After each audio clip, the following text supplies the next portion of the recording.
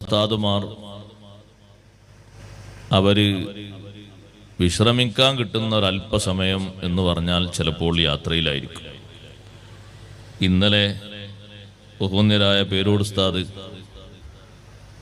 Train യാത്രയിൽ കുറഞ്ഞ നേരം 1 മണിക്കൂറോ 1.5 മണിക്കൂറോ കഴിഞ്ഞാൽ ഇറങ്ങാനാകും. അതിനിടയ്ക്കൊരു ചെറിയ വിശ്രമം. ഞാൻ ഉസ്താദിനോട് പറഞ്ഞു, തലശ്ശേരിക്കാർ ഉസ്താദിൻ്റെ വയലാണ് 5 ദിവസം ആഗ്രഹിച്ചിരുന്നത്, അത് 2 ദിവസം കുറഞ്ഞു പോയി. അപ്പോൾ ഉസ്താദ് പറഞ്ഞു ആകുന്നില്ല എന്ന് പറഞ്ഞു. ആ വാക്ക് കേട്ടപ്പോൾ നമുക്ക് വലിയൊരു സങ്കടം. അല്ലാഹു തആല അവർക്ക് ആഫിയത്തുള്ള ദീർഘായുസ്സ് നൽകുമാറാകട്ടെ. അവരാണ് നമ്മുടെ അവലംബം. പരിശുദ്ധ ദീൻ എല്ലായിടങ്ങളിലും എല്ലാ സമയത്തും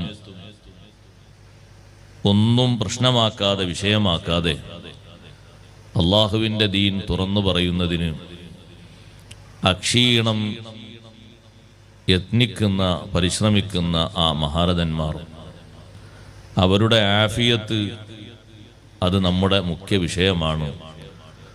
നമ്മൾ ഓരോരുത്തരും ദുആ ചെയ്യണം, അല്ലാഹു തആല അവർക്ക് ആഫിയത്തുള്ള ദീർഘായുസ്സ് നൽകി അനുഗ്രഹിക്കുമാറാകട്ടെ.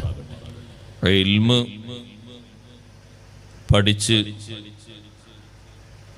ദീന് ശരിയായ നിലക്ക് മനസ്സിലാക്കാൻ കഴിഞ്ഞത് കൊണ്ടാണല്ലോ ഇമാം ബുഖാരി റഹ്മത്തുള്ളാഹി അലൈഹി എല്ലാ നിസ്കാരത്തിലും അവിടുത്തെ ഗുരുനാഥർക്ക് വേണ്ടി ദുആ ചെയ്തിരുന്നത്.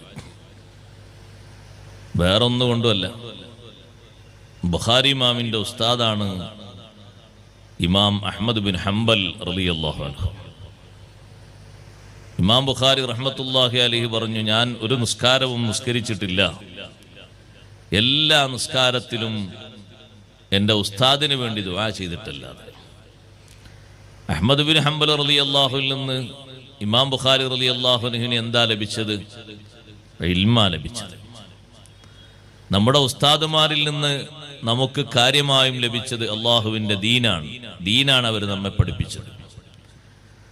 അതുകൊണ്ട് അവർക്ക് വേണ്ടി എപ്പോഴും നമ്മൾ ഓരോരുത്തരും നമ്മുടെ ദുആയിൽ, നിസ്കാരാനന്തരമുള്ള ദുആയിലും മറ്റുമൊക്കെ ഉൾപ്പെടുത്തണം എന്ന് സാന്ദർഭികമായി ഓർമ്മപ്പെടുത്തുക.